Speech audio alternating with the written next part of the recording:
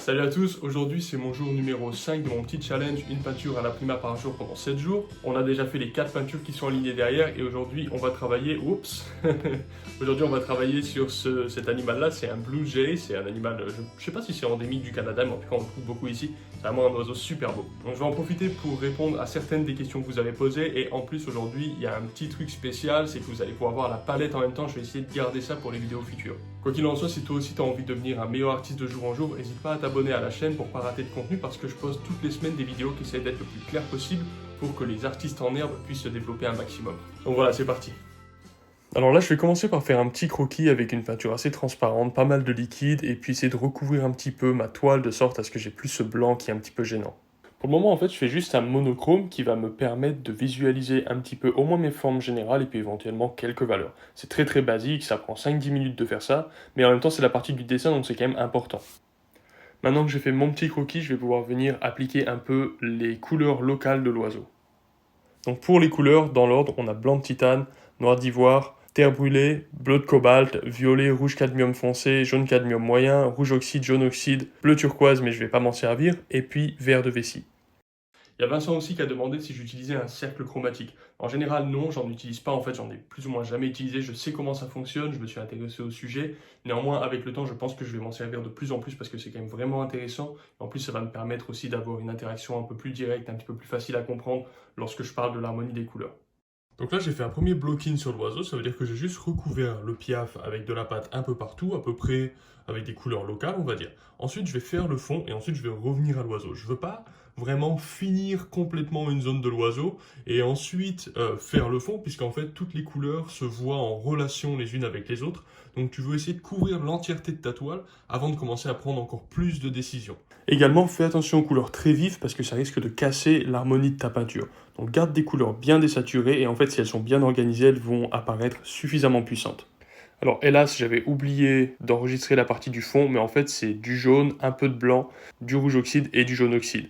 Et surtout, la question que je me suis posée, c'est est-ce que je veux que ce soit plus foncé ou moins foncé que l'oiseau? D'abord tu détermines ta valeur, ensuite tu détermines ta température. Donc là je me suis dit ok, je veux que ce soit moins foncé que l'oiseau.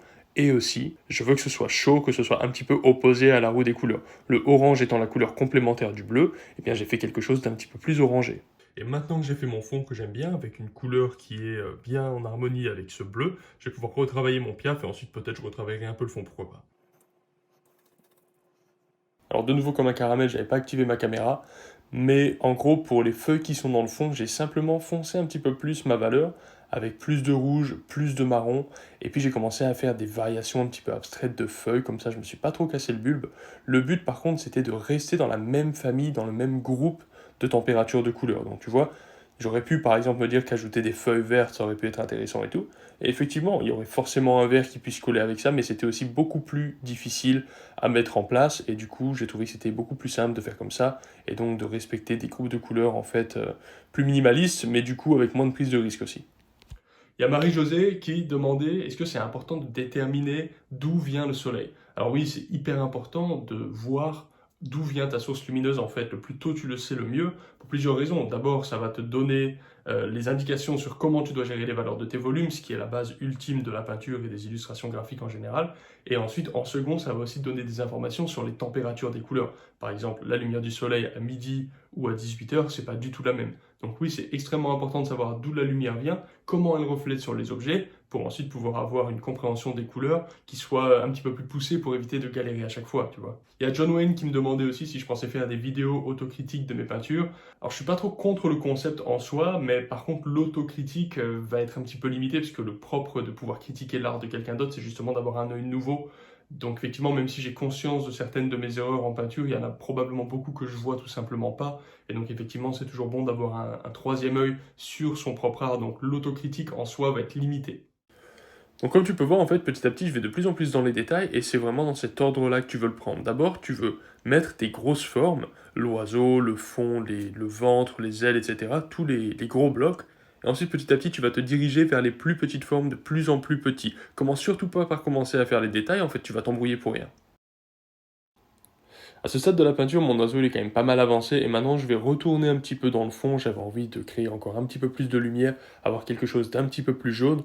Donc tu vois, je vais modifier un petit peu la structure de mon fond en rajoutant quelque chose de plus clair, mais en même temps, en plus d'être plus clair, ça va être un petit peu plus jaune. Donc comme toujours, tu vas te poser d'abord est-ce que tu veux faire des variations plus foncées ou plus claires que celles qu'il y a déjà, ou de même valeur, et ensuite tu vas te poser la question de la température, et éventuellement de quelle couleur véritablement. Donc là j'ai envie de faire des variations qui soient plus claires, plutôt tournées vers le jaune, quelque chose d'un petit peu doré.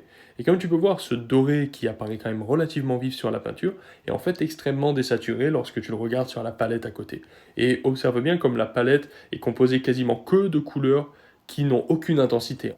Et pourtant, sur la peinture, les couleurs sont suffisamment vives. Quelque chose qui va commencer à être trop vif, trop pétard, en fait, ça va être choquant, ça va être agressif, et tu vas perdre en harmonie.